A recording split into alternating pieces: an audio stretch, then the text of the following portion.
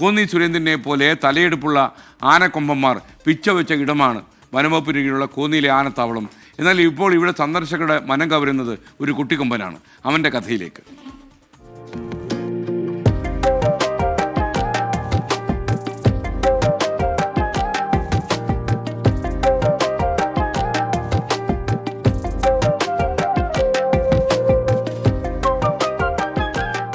കൂട്ടിൽ നിന്ന് രാവിലെ കൊച്ചയ്യപ്പനെ പുറത്തിറക്കും.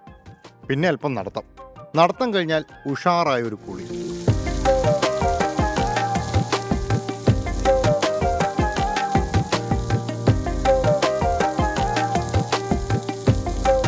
കൊച്ചയ്യപ്പനെ വനംവകുപ്പിന് കിട്ടിയത് 2021-ലാണ്. പതിവ് പട്രോളിങ്ങിന് പോയ വനപാലക സംഘം കൂട്ടം തെറ്റിയ ആനക്കുട്ടിയെ കണ്ടു. അന്ന് 1 വയസ്സ് മാത്രം പ്രായമുണ്ടായിരുന്ന കുട്ടിയാനയെ തേടി ആനക്കൂട്ടം വരുമെന്ന പ്രതീക്ഷയിൽ പ്രത്യേക കൂടൊരുക്കി വനപാലകർ കാത്തിരുന്നു. പക്ഷേ അവനെ തേടി ആരും വന്നില്ല.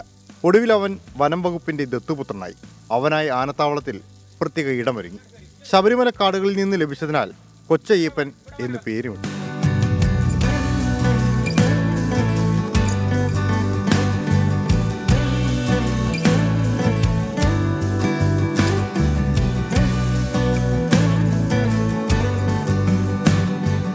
ഇന്നവൻ ആനത്താവളത്തിലെ താരമാണ്. സ്വന്തം വീട്ടുകാരോട് എന്ന പോലെ പാപ്പാന്മാരോട് ഇടപഴകുന്നു. സഞ്ചാരികൾക്കും കൊച്ചയ്യപ്പനെ വലിയ പ്രിയമാണ്. കൗതുകമാണ്. വരുന്നവർ കൊച്ചയ്യപ്പനെ കാണാനാണ് ഏറ്റവും കൂടുതൽ ആനക്കൂട്ടിലെത്തുന്നത്. അവൻ്റെ കുസൃതിയും കളികളും കാണാനാണ്. നല്ല ആക്റ്റീവാണ്. ഈശ്വരാനുഗ്രഹം കൊണ്ട് യാതൊരു കുഴപ്പമില്ല. മുന്നോട്ട് നല്ല മിടുക്കനായിട്ട് പോകും. നടക്കാനും പടവുകൾ കയറാനുമൊക്കെ കൊച്ചയ്യപ്പൻ പഠിച്ചു വരുന്നു. പരിശീലനം നിർദ്ദേശിക്കുന്നത് ഡോക്ടേഴ്സാണ്. പഠിപ്പിക്കുന്നത് പ്രിയപ്പെട്ട പാപ്പാൻ ഷംസുദ്ദീനും.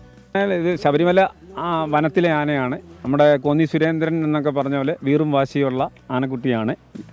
ഇത് നമ്മൾ വരുമ്പം തന്നെ ആനകളെ കുളിപ്പിക്കുന്നുണ്ടെയാണ് ഇതിൻ്റെ കിളികൾ മാറ്റുന്നത്. കിളി എന്ന് പറയുന്നത് നമ്മൾ ചില ഭാഗങ്ങളിൽ തൊടുന്നുണ്ടെ ആന ഇറിറ്റേഷൻ കാണിക്കും. അത് നമ്മൾ മാറ്റിയെടുത്തിട്ടുണ്ട്. പിന്നെ ഇനി മറ്റ് പ്രത്യേക ട്രെയിനിങ്ങുകളൊന്നും കുട്ടിയാനയ്ക്കില്ല. തൻ്റെ മുൻഗാമികളെപ്പോലെ പേരെടുക്കാനുള്ള തയ്യാറെടുപ്പിലാണ് കൊച്ചയ്യപ്പനും. കുട്ടിക്കൊമ്പൻ ഗജരാജനായി വളരുന്നതും കാത്തിരിക്കുകയാണ് ആനപ്രേമികൾ.